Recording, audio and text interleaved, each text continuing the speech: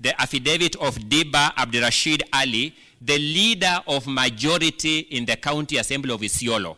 That is a member of the House Business Committee who is likely to know, number one, whether this business was ever scheduled for that day or for those days for this House, and whether the House in fact sat and transacted that business.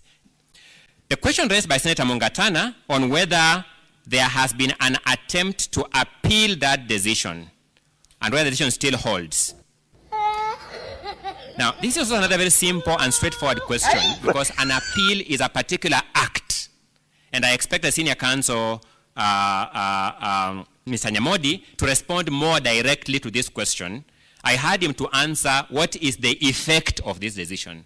Senator Mungatana, the simple and straightforward answer to this question is that not even a notice of appeal, forget about the appeal itself, has been lodged in respect of this decision. Not even a notice of appeal. So they have not even shown an intention to appeal, which is normally signaled by a notice of appeal. The order we have here is an order granted after hearing both parties. In fact, when you look at the record of the ruling of the court narrates the order of events, the assembly lawyers were even given time to go to their clients and take instructions and come back and address themselves. So this was an order made after hearing both parties to the dispute. Even for this House, this distinguished Senate, for a motion to be said to be a motion, it must go through the procedures known to the Constitution and the standing orders, be voted upon, and be a resultant motion.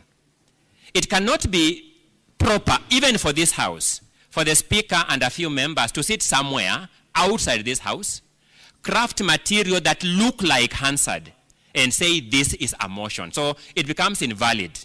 And the video that has just been played and the submission of counsel prior to playing that video confirms this more than ever before. Counsel says that the Hansard was completely vandalized and therefore they could not produce a Hansard, which begs the question, the material they have presented before you purporting to be Hansards, where did they get them from?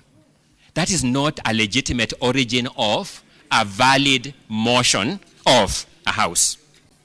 It is never right for any person to disregard a court order with abandon. And on that day when we get a court order in our favor, we desire a country where that order means something. Allow me, in the interest of time, to then invite my learned colleague, Mr. Eric Teuri, to continue with the responses to the various questions. And thank you for your audience.